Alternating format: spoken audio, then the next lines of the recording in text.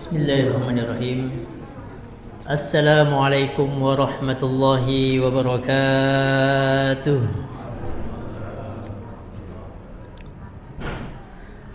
Innal hamdalillah nahmaduhu wa nasta'inuhu wa nastaghfiruh wa na'udzu billahi min shururi anfusina wa sayyiati a'malina. Man yahdihillahu fala mudilla lahu wa man yudlil falan tajida lahu waliyyan mursyida. أشهد أن لا إله إلا الله وحده لا شريك له وأشهد أن محمدا عبده ورسوله لا نبي ولا رسول بعده. Masyarul muslimin wal muslimat, bapak-bapak, ibu-ibu, kaum muslimin dan muslimat, jamaah Masjid Al-Furqan, salat maghrib dan juga insyaallah salat isya, yang semoga kita semua dimuliakan oleh Allah Subhanahu wa taala. Kita melanjutkan membaca beberapa ayat di dalam Al-Qur'an. Kita akan membaca surah Al-Baqarah ayat 130 dan seterusnya. Kita baca terlebih dahulu ayatnya. A'udzu billahi minasy syaithanir rajim. Bismillahirrahmanirrahim. Wa man yarghabu an millati Ibrahim illa man safiha nafsah wa laqad istafainahu fid dunya wa innahu fil akhirati laminas salihin. إذ قال له ربه أسلم قال أسلمت لرب العالمين ووصى بها إبراهيم بنيه ويعقوب يا بني إن الله اصطفى لكم الدين فلا تموتن وأنتم مسلمون.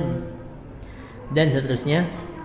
Jamaah sekalian yang dimuliakan oleh Allah Subhanahu wa taala, setelah kita memuji Allah Subhanahu wa taala, kemudian bersalawat kepada baginda Nabiullah Muhammad sallallahu alaihi wasallam, kita membaca beberapa poin-poin penting yang disebutkan dalam tafsir At-Tanwir berkaitan dengan surah Al-Baqarah ayat 130. Mengawali pada malam hari ini, pertemuan kita sebelumnya itu membahas tentang kakek daripada Bani Israel. Siapa kakeknya Bapak Ibu? Kakeknya adalah Nabi Ibrahim. Ya. Membahas tentang Nabiullah Ibrahim alaihissalam dari ayat 124. Jadi Nabi Ibrahim ini adalah sosok utama dalam penegakan tauhid. Maka dari bab yang kelima dalam tafsir At-Tanwir itu sudah dijelaskan bahwa peran Nabi Ibrahim dalam bidang agama, bidang sosial dan juga politik. Nah, di ayat yang ke-130 ini menjelaskan tentang millah Ibrahim. Ya. Biasa kita sering mendengar ungkapan apa? Millah. Ya. Dan millah di dalam Al-Qur'an seringkali diikutkan dengan nama Nabiullah Ibrahim alaihissalam. Ya. Maka di antara ayat yang menyebutkan hal tersebut, wa may yarghabu am millati Ibrahim illa man safiha nafsah. Kita lihat artinya. Tidak ada yang benci kepada agama Ibrahim melainkan orang yang memperbodoh dirinya sendiri. Jadi di sini diartikan millah itu sama artinya dengan agama. Ya, din. Ya. Secara bahasa millah itu adalah din. Walaupun nanti ketika ungkapan din tidak pernah disebutkan, tidak diikutkan nama Nabiullah Ibrahim. Ya. Tetapi kalau disebutkan din yang sering diucapkan di dalam Al-Quran, disebutkan dalam Al-Quran, dinul haqq, Huwallazi arsala rasulahu bil huda wa dinil haqq liyuzhirahu 'alad dini kulli, seperti itu. Nah, tidak ada yang benci kepada agama Ibrahim melainkan orang yang memperbodoh dirinya sendiri. Maka di sini katakan orang yang membenci agama Ibrahim berarti tidak lurus cara berpikirnya sehingga ia bertindak keliru. Kenapa? Karena jelas Pak, Nabi Ibrahim ini pilihan Allah. Bayangkan di hadapan kita ada dua pilihan. Ada al-huda, ada petunjuk, ada dolal, ada kesesatan. Kita pilih yang mana Pak? Petunjuk, al-huda.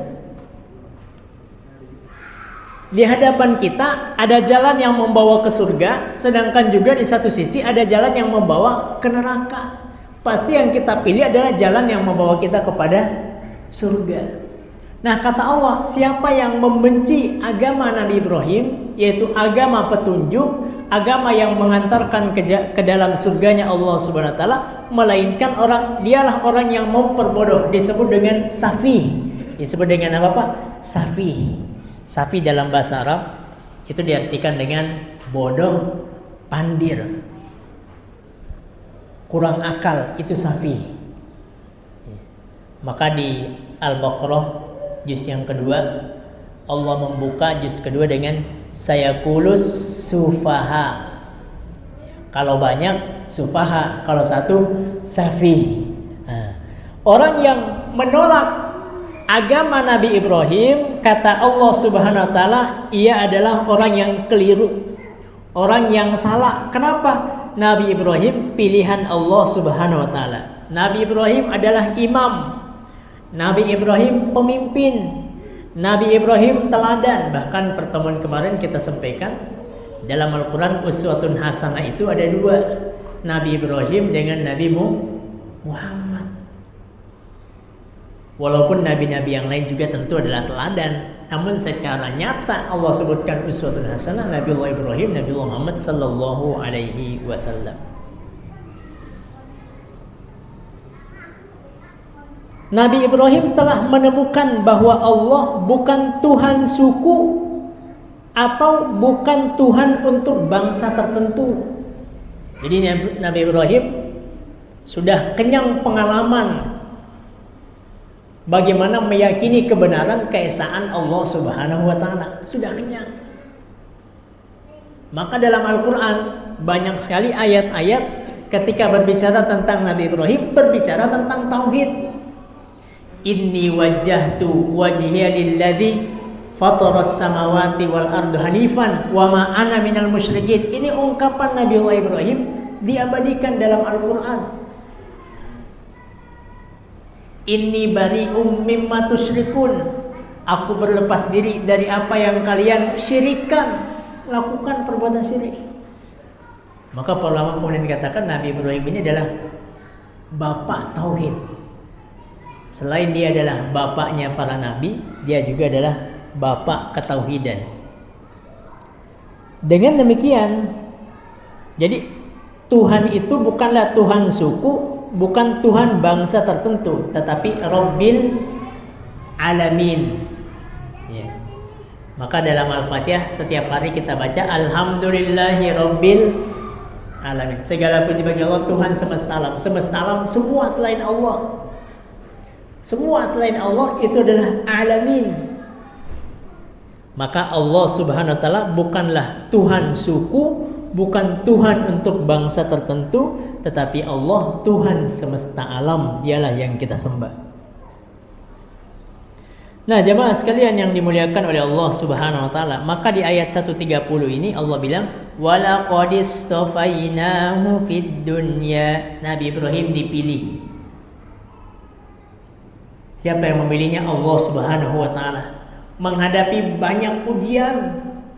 Maka di ayat-ayat sebelumnya Allah berfirman, wa idzi batala Ibrahim rabbuhu bikalimatin fatammahunna. Ingatlah ketika Ibrahim menerima begitu banyak ujian, cobaan.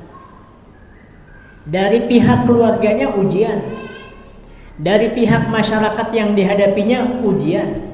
Ketika lahir anaknya dikasih ujian, disuruh untuk menyembelih anaknya. Dari segala sisi Nabiullah Ibrahim ujian. Tapi kata Allah, fatammahunna. Nabi Ibrahim bukan hanya lulus, tapi menyempurnakan ujian tersebut. Berarti pelajaran bagi kita jemaah sekalian, ya, hendaklah pun kita senantiasa membaca daripada kesabaran kisah Nabiullah Ibrahim sebagaimana kita baca pada malam hari ini. Pada ayat berikutnya, ayat 132. 130, wa innahu fil akhirati laminas solihin. Ibrahim itu termasuk orang yang soleh di akhirat. Tentu pilihan Allah Subhanahu wa taala yang diperintahkan untuk meninggikan Ka'bah, namun tetap tidak lupa berdoa, Rabbana taqabbal minna innaka antas samiul alim. Maka doa ini hendaklah menjadi doa harian kita, Pak. Jangan sampai amalan yang kemudian dilakukan kita nggak tahu apakah diterima oleh Allah. Tidak ada yang mampu menjamin amalan kita langsung diterima Allah. Maka Nabi Ibrahim pun ajarkan doa, Rabbana taqabbal minna innaka antas samiul alim wa tub alaina innaka antat tawwabur rahim. Maka ada ungkapan Kiai Dahlan dalam bukunya yang sering disebutkan dalam buku falsafah kelompok ayat Kiai Haji Ahmad Dahlan, disebutkan oleh Kiai Hajid bahwa unasun kulluhum mauta. Manusia semuanya mati, semuanya tidur, semuanya banyak lalai. Anggapannya kayak gitu. Manusia banyaklah lalai.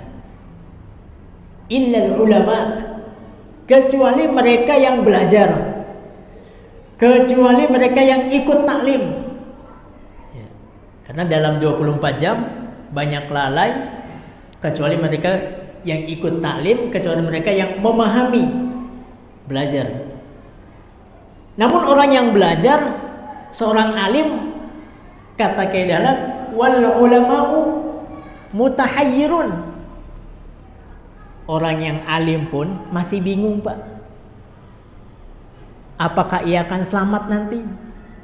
Bukankah yang diantara yang paling pertama dilemparkan ke dalam neraka ahli Quran, tetapi ia baca Quran supaya disebut ahli Quran. Pengen disanjung, wah, Syekh fulan, qari fulan, bacanya luar biasa. Jadi orang alim pun masih bingung. Illal amilun, kalau tidak diamalkan. Berarti alim hendaklah apa? Diamalkan. Ilmu yang kita dapat kita amalkan. Apa yang kita baca hendaklah menghasilkan amal. Apakah orang yang beramal sudah terbebas juga, sudah aman juga, sudah di zona nyaman? Kata beliau, wal amiluna fi wajal. Orang yang beramal pun jemaah sekalian masih bimbang, masih takut amalnya tidak tidak diterima. Kata beliau, wal amiluna fi ajalin illal mukhlisun. Puncaknya adalah ikhlas. Jadi semua manusia banyak lalai kecuali mereka yang berilmu. Yang berilmu pun masih bingung apakah ia sudah selamat atau tidak, kecuali orang yang beramal. Orang yang beramal pun masih khawatir amalnya tidak diterima. Illal mukhlisun. Maka puncak daripada semuanya adalah tatkala amal dikerjakan dengan ikhlas. Itulah mengapa jemaah sekalian Allah berfirman, walladzina yu'tuna ma ataw wa qulubuhum wajilah. Mereka yang infak tapi hatinya khawatir. Mereka yang sedekah, mereka yang puasa, mereka sholat, tapi hatinya khawatir, wajilah. Kenapa khawatir? Khawatir tidak diterima. Khawatir sebagaimana firman Allah, amilatun nasibah. Hal ataka hadithul ghoshiyah, wujuhun yawma idzin khosyiah, amilatun nasibah. Ada kemudian kelompok amilah, dia beramal tapi tidak mendapatkan dari amalnya kecuali rasa capek saja. Maka di Ramadan kan hadis yang sering kita dengar, betapa banyak orang yang berpuasa tetapi tidak mendapatkan dari puasanya kecuali rasa haus dan lapar saja, dahaga saja. Kenapa? Tidak ada keikhlasan. Maka puncak daripada semua amal ikhlas. Jamaah sekalian yang dimuliakan oleh Allah Subhanahu wa taala. Itulah Nabi Ibrahim kemudian disebutkan oleh Allah Subhanahu wa taala, diceritakan idz qala lahu rabbuhu aslim. Ketika Tuhan Allah Subhanahu wa taala berfirman kepadanya, aslim, tunduk. Nah, aslim ini kata perintah. Ya. Kita sering mengenal aslama yuslimu, Islam. Kalau Islam sebuah nama agama. Ya. Namun di satu sisi dia nama agama hari ini, ya. Di satu sisi juga dia mempunyai makna dalam bahasa Arab, artinya tunduk, taat, patuh, itu Islam. Maka ketika Nabi Ibrahim diperintahkan aslim, tunduklah, patuhlah, apa kata Ibrahim? Qala aslamtu li rabbil alamin. Aku tunduk, patuh kepada Tuhan semesta alam. Nabi Ibrahim dan Nabi Muhammad adalah pembimbing dan teladan bagi kita. Demikian pula kaum muslimin hendaklah menjadi teladan di kalangan umat manusia. Jadi perintah Allah untuk aslim, berislam. Berislam maknanya tunduk, taat, patuh. Jemaah sekalian yang dimuliakan oleh Allah Subhanahu wa taala. Di ayat ini kemudian dijelaskan pada ayat yang ke-134 Allah menegaskan bahwa perbuatan yang dilakukan oleh Yahudi dan Nasrani di masa lampau merupakan tanggung jawab mereka sendiri. Allah berfirman,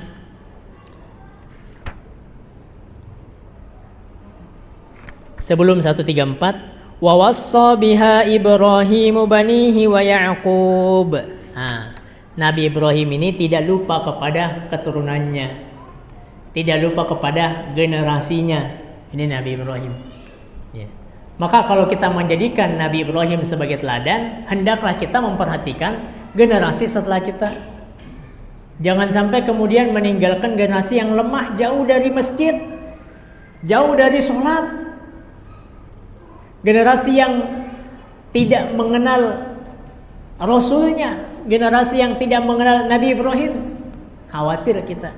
Padahal Nabi Ibrahim sudah mencontohkan, Nabi Ibrahim tidak hanya melaksanakan perintah Allah, tetapi juga perintah itu ia wasiatkan untuk anak cucunya, yaitu Ya'qub, Ishak, Ismail, dan nabi-nabi setelahnya. Supaya apa? Meniti jalan yang telah ia tempuh, yaitu memilih agama tauhid dan berjanji untuk berpegang teguh pada agama sampai mati. Karena inti agama 3, Pak. Agama yang dibawa Nabiullah Ibrahim, yang merupakan kelak menjadi agama universal bagi semua nabi, kemudian Allah tetapkan namanya dia sebagai agama Islam, intinya 3. Yang pertama adalah tauhid, yang kedua adalah fikih, yang ketiga adalah tazkiyah, atau kita pun sering mengenalnya dengan tasawuf. Yang pertama apa? Tauhid. Yang kedua adalah fikih. Yang ketiga adalah tazkiyah ataupun tasawuf. 3 elemen ini itu tercakup dalam hadis Nabi Sallallahu Alaihi Wasallam ketika datang Jibril. Yang pertama iman. Iman itu adalah tauhid. Yang kedua Islam. Islam itu isinya apa, Pak? Salat, zakat, puasa, haji. Ini kan fikih, bab tentang fikih. Yang ketiga adalah ihsan. Ihsan itu penyucian diri, menyembah Allah Subhanahu wa taala, yang kita kenal dengan ilmu tazkiyah. Ini pun juga disebutkan oleh Kyai Hajid dalam bukunya, bahwa inti daripada agama ini tauhid, fikih, tazkiyah, tasawuf. Dan ketiga ini adalah implementasi daripada hadis Nabi. Yang pertama Islam, yang kedua iman, yang ketiga adalah ihsan. Sebagaimana hadis Jibril yang datang kepada Nabi mengajarkan agama. Jemaah sekalian yang dimuliakan oleh Allah Subhanahu wa taala. Berarti ya, tugas kita yang menyatakan Nabi Ibrahim sebagai teladan memikirkan generasi penerus. Ya. Jangan sampai kita fokus kepada kesolihan diri kita, ya, soleh sendiri, tapi lupa untuk menjadi muslih, lupa untuk menjadi penggerak, lupa untuk memberikan dampak kepada masyarakat, kepada lingkungan. Dalam banyak ayat dijelaskan demikian nabi-nabi. In uridu illal islaha mastata'tu wa ma taufiqi illa billah. Yang saya pengen adalah islah. Kehadiran saya di Beji mempunyai pengaruh minimal kepada tetangga saya. Tetangga yang belum ke masjid saya ajak ke masjid. Tetangga yang belum ikut ngaji saya ajak ikut ngaji. Ilmu yang saya tahu saya bisa ngaji, saya ajarkan kepada mungkin keluarga yang masih belum bisa ngaji. Islah, ini mana daripada islah, inilah teladan dari Nabiullah Ibrahim alaihissalam. Ajarkan, tidak lupa kepada anaknya, keturunannya Ya'qub. Innallaha astafa lakumud dina fala tamutunna illa wa antum muslimun. Setiap Jumat kita dengar, Pak, la tamutunna illa wa antum muslimun. Janganlah sekali-sekali mati, wafat kecuali dalam keadaan Islam. Tiap hari. Dan Islam itu tadi kita sudah sebutkan, tatkala Nabiullah Ibrahim diperintahkan untuk berislam, tunduk, taat, patuh. Semua apa yang ada dalam Al-Quran kita terima. Jangan sampai ada di antara hukum dalam Al-Quran kita tolak, yang lain kita terima. Sama dengan orang Yahudi Nasrani. Atu'minuna bi ba'dil kitabi wa takfuruna bi ba'd. Apakah kamu memilih sebagian hukum, menolak sebagian hukum? Padahal semua sama-sama datangnya dari Allah Subhanahu wa ta'ala.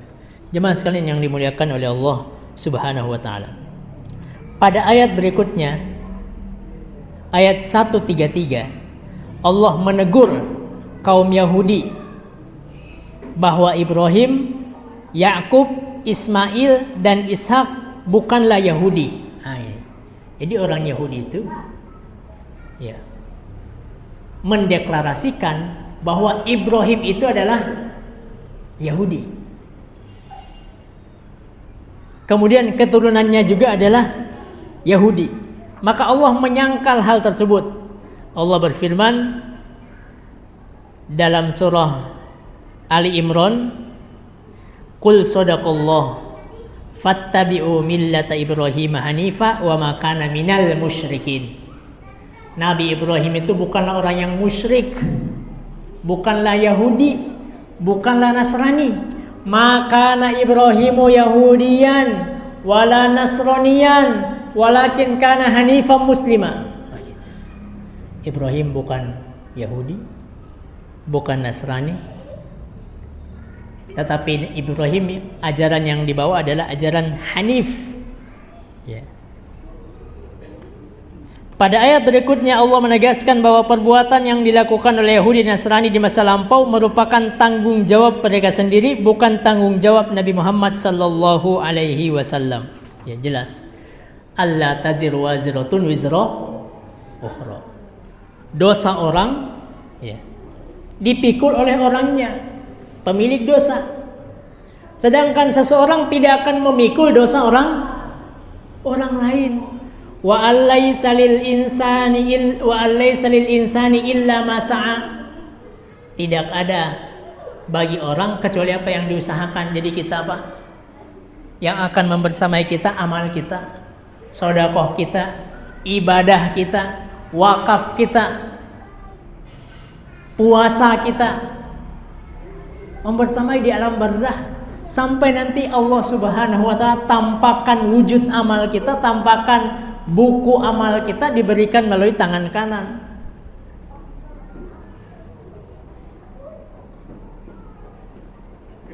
Ikatan itu menjadikan mereka bersatu.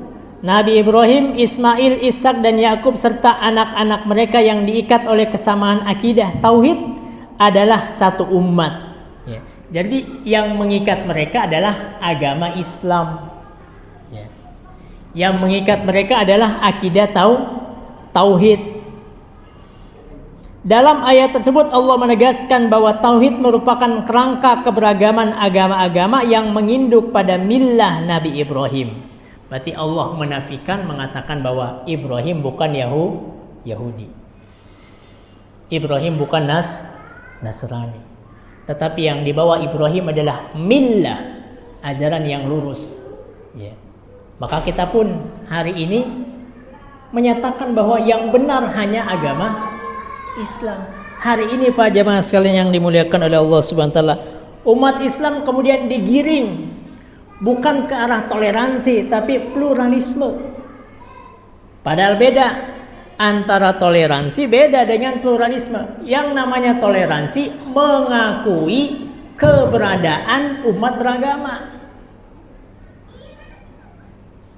Kita akui di Indonesia banyak agama, banyak penganut agama. Kita toleransi, kita akui keberadaan agama mereka. Tapi kemudian umat Islam digiring untuk ke arah pluralisme, bukan mengakui keberadaan agama, tapi mengakui kebenaran agama lain. Ini yang jadi masalah. Allah tatkala Yahudi mengatakan Ibrahim itu Yahudi, tatkala Yahudi bilang bahwa Ibrahim itu Yahudi, Nasrani bilang Ibrahim itu Nasrani. Allah menafikan, makana Ibrahim Yahudiyan wala Nasraniya. Ibrahim bukan Yahudi, bukan Nasrani. Nabi Muhammad pun di Madinah, Pak. Nabi Muhammad di Madinah hidup dengan komunitas Yahudi. Nabi mengakui keberadaan komunitas Yahudi non-Muslim. Itu toleransi. Tetapi Nabi tidak mengakui kebenaran ajaran mereka. Kalau sampai mengakui kebenaran agama lain, buat apa ada dakwah jemaah sekalian yang dimuliakan oleh Allah SWT. Sedangkan dakwah tugasnya menyampaikan kebenaran.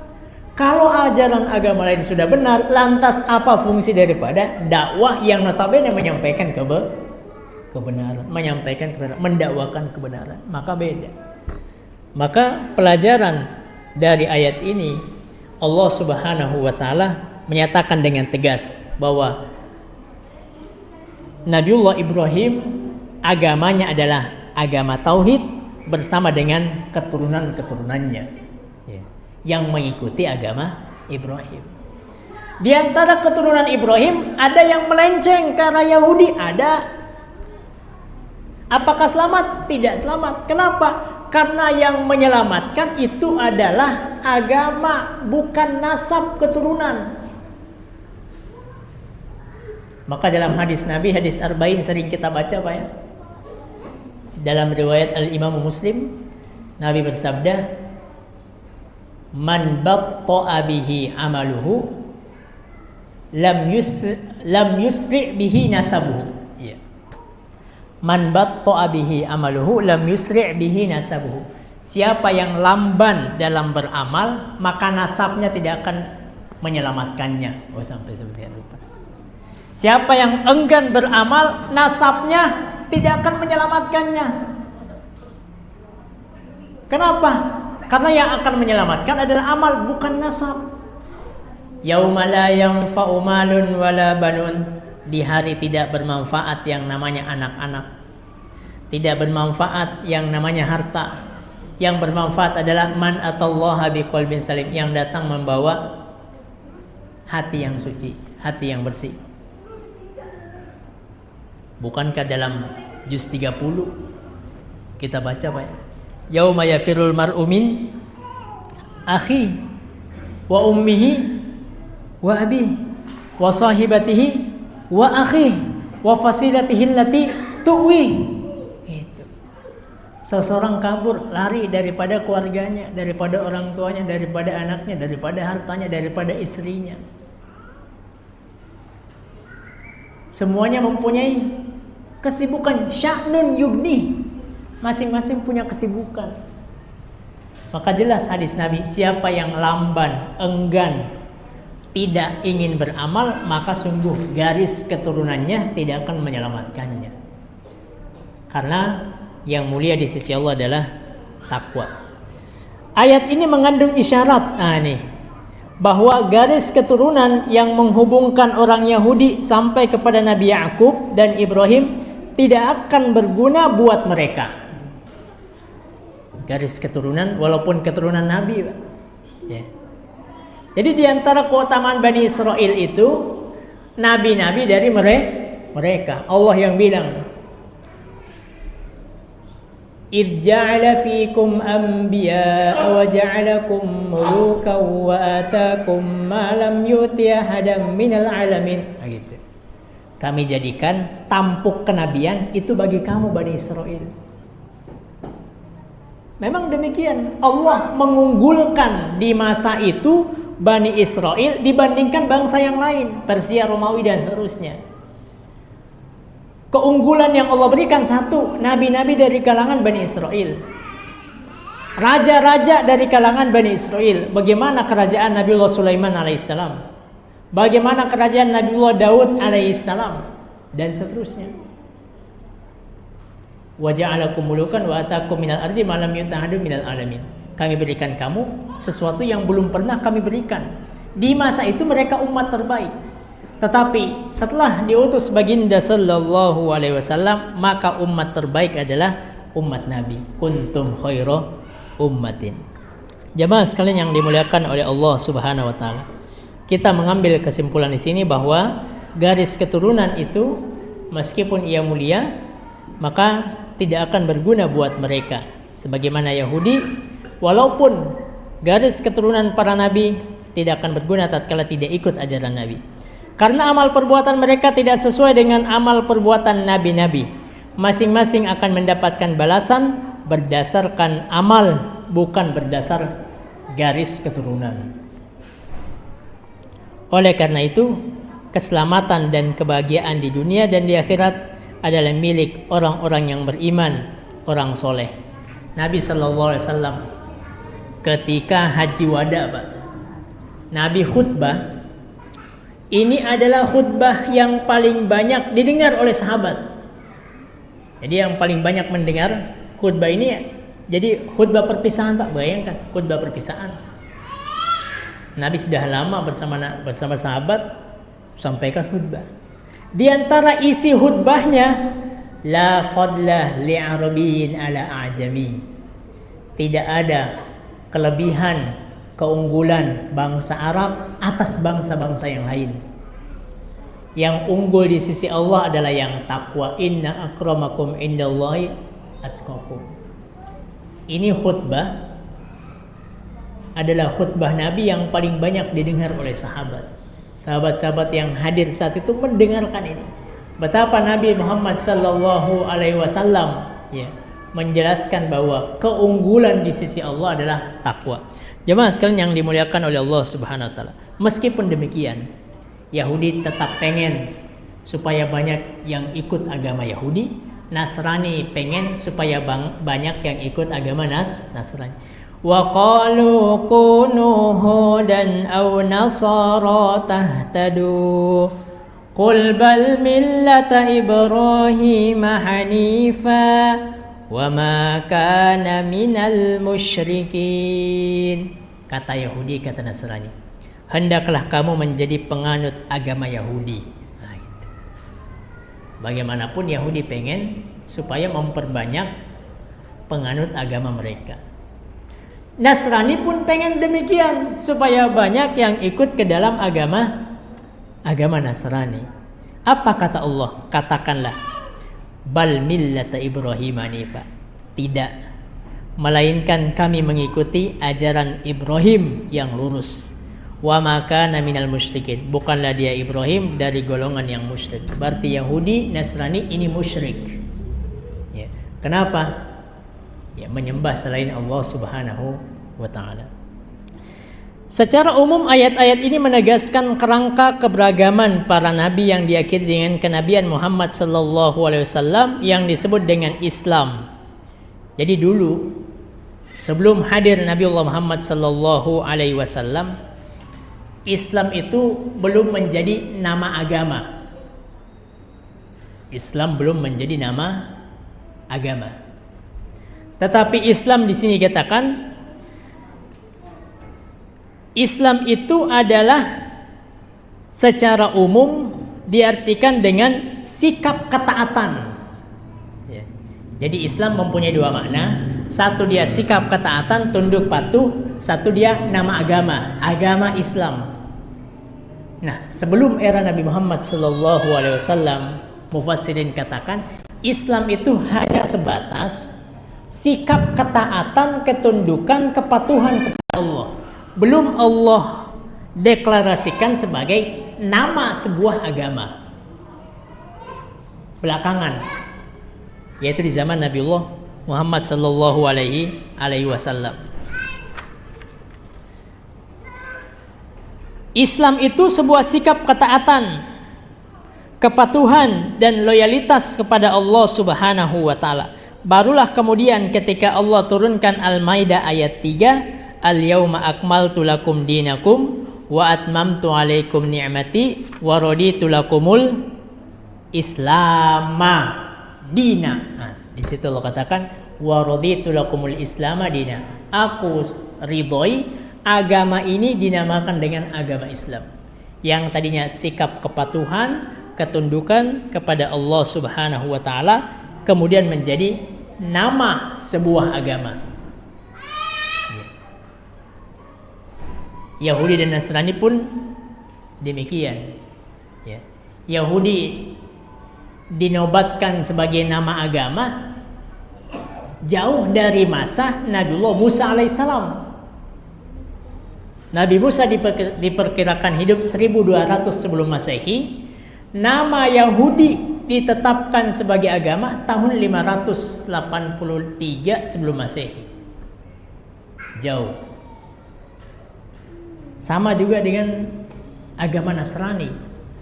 Agama Nasrani ditetapkan sebagai nama sebuah agama itu jauh dari masa Nabiullah Isa alaihissalam. Abad keempat Masehi, 325 Masehi, ditetapkan agama Nasrani sebagai sebuah agama. Jamaah sekalian yang dimuliakan oleh Allah Subhanahu wa taala. Ayat 135 dalam surah Al-Baqarah merupakan bentuk penyangkalan umat Yahudi dan Nasrani terhadap konsep keberagaman dan agama yang disebut Islam tersebut. Ya. Ayat 135 turun berkaitan dengan peristiwa ketika para pembesar Yahudi dan pembesar Nasrani di Madinah saling berbantah dengan kaum muslimin dan kaum Yahudi serta Nasrani mengajak umat Islam untuk mengikuti agama mereka. Ya. Jadi dulu pernah terjadi di Madinah. Pembesar Yahudi mengajak umat Islam masuk Yahudi. Nasrani mengajak umat Islam masuk ke Nasrani. Turun firman Allah. Katakanlah Muhammad, yang kamu ikuti dan juga para sahabatmu adalah millata Ibrahim, ajaran Nabiullah Ibrahim, bukan Yahudi, bukan juga daripada Nasrani. Ya. Dalam riwayat lain dijelaskan, Muhammad bin Ishaq mengatakan telah menceritakan kepada Muhammad, Ibnu Abbas mengatakan bahwa Abdullah bin Surya al-Anwar pernah berkata kepada Rasulullah SAW, tiadalah petunjuk itu melainkan agama yang kami peluk, maka ikutlah kami hai Muhammad, niscaya kamu mendapat petunjuk. Gitu. Jadi mengajak umat Islam masuk ke dalam agama Yahudi. Nah, hari ini jemaah sekalian, tidak ada kewajiban umat Islam untuk membaca yang namanya Injil, membaca yang namanya Taurat. Bahkan ada sebuah ijma', kesepakatan ulama yang dinukil oleh Ibnu Hajar al-Asqalani dalam kitabnya Fathul Bari, menukilkan bahwa Imam Az-Zarkashi mengatakan haram umat Islam untuk membaca Taurat dan Injil hari ini. Kenapa? Campur tangan manusia sudah diubah-ubah. Telah terjadi distorsi di mana-mana. Tapi kemudian kesepakatan ini ada pengecualian jamaah sekalian. Pengecualinya kenapa? Dikecualikan bagi mereka yang ingin menangkal syubhat Yahudi dan Nasrani. Artinya bagi ingin mendalami kristologi katakanlah, maka boleh saja baginya kemudian membaca Taurat, membaca Injil untuk menangkal daripada syubhat-syubhat dari Yahudi dan Nasrani. Karena hari ini di YouTube sudah banyak kemudian ditebarkan paham-paham pluralisme. Ada kemudian seorang wanita yang mengaku dia adalah hafiz Quran, pernah ngafal Quran katanya, ya. Ternyata hafalan Qurannya pun banyak salah, banyak keliru. Tetapi kemudian yang disebarkan di masyarakat dan banyak penontonnya, Pak. Penontonnya apa? Banyak. Paham-paham yang tidak sesuai dengan Al-Quran. Jadi wanita ini menyatakan dirinya pernah hafal Quran, dididik di dunia pesantren, bahkan alumni sebuah universitas agama di Jakarta. Tetapi kemudian yang dikampanyekan adalah nilai-nilai yang tidak sesuai dengan Al-Quran. Bahkan dirinya pun sudah melepas hijabnya. Bayangkan. Dan ini dikonsumsi oleh siapa? Anak-anak muda. Beberapa hari yang lalu ataupun yang akan datang sudah bertebaran flyer tentang pemikiran-pemikirannya, yang bahkan judulnya pun mengarah kepada penistaan agama. Judulnya. Namun viewernya yang nonton banyak, Pak. Yang nonton banyak. Yang dikampanyekan lepas hijab, yang dikampanyekan kesetaraan gender, yang dikampanyekan pluralisme, dikampanyekan kayak gitu. Padahal jelas dalam Islam hal-hal seperti itu. MUI telah mengeluarkan fatwa tentang haramnya pluralisme agama, haramnya sekularisme agama. Fatwa jelas haram. Nah, jamaah sekalian yang dimuliakan oleh Allah Subhanahu wa taala. Millah adalah syariat Allah Subhanahu wa taala kepada hamba-hambanya melalui para nabi agar dapat mendekatkan diri kepada Allah Subhanahu wa taala. Millah itu seringkali diikutkan dengan nama Ibrahim, millata Ibrahim. Contohnya dalam surah Yusuf, wattaba'tu millata abai Ibrahim. Kata millah seringkali.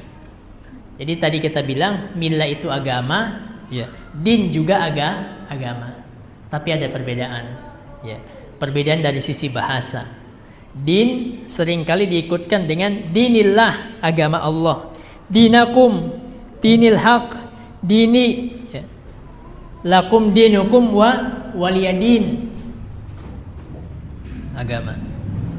Hal ini memberi perhatian bahwa konsep millah merupakan bentuk dari pola keberagaman dari individu atau umat tertentu. Dengan demikian, ketika kata millah dirangkaikan tradisi Ibrahim yang hanif, maka kata millah menjadi sebuah pola keberagaman yang azali, yakni Islam. Dan sikap Islam ini menjadi nama agama setelah seluruh kenabian ditutup oleh Nabiullah Muhammad sallallahu alaihi wasallam. Allah berfirman, Rasulahu bil huda wa dinil haq liyuzhirahu. Ya. Makna zuhur, salat yang sering kita baca artinya unggul. Liyuzhirahu. Allah pengen mengunggulkan agama ini dibandingkan agama lain. Ya. Maka di antara para ulama kemudian tatkala Nabiullah pertama kali salat zuhur dan salat pertama yang diajarkan Jibril kepada Nabiullah Muhammad sallallahu alaihi wasallam supaya tidak lain agama ini akan yuzhir, akan zohir, akan nampak, akan wujud, akan unggul dibandingkan agama-agama lain. Wallahu a'lam bissawab. Ini mungkin yang dapat kita baca berkaitan tentang millah Ibrahim. Dari ayat ini, ayat-ayat kita baca, kita banyak mengambil kesimpulan bagaimana menjadikan Nabiullah Ibrahim sebagai teladan, bagaimana ajaran tauhid Nabiullah Ibrahim alaihissalam, bagaimana Allah menafikan, ya, pernyataan dari Yahudi dan Nasrani bahwa Ibrahim adalah Yahudi, Ibrahim adalah Nasrani. Allah nafikan semua itu. Yang Ibrahim ikuti adalah agama sebagaimana agama nabi-nabi sebelum Nabiullah Ibrahim alaihissalam, maka kita pun inni wajjahtu wajhiya lilladzi fataras samawati wal ardi hanifan wa ma ana minal musyrikin, sebagaimana itu adalah ungkapan Nabiullah Ibrahim alaihissalam yang Allah abadikan di dalam Al-Qur'an. Demikian yang dapat kita baca jemaah sekalian. Segala kebenaran milik Allah Subhanahu wa taala, kesalahan milik kami pribadi mohon untuk dimaafkan. Semoga yang sedikit ini bermanfaat, wabil khusus kepada kami dan juga kepada para jemaah sekalian. Nasrun minallah wa fathun qarib wa basyiril mu'minin fastabiqul khairat. Wassalamualaikum warahmatullahi wabarakatuh.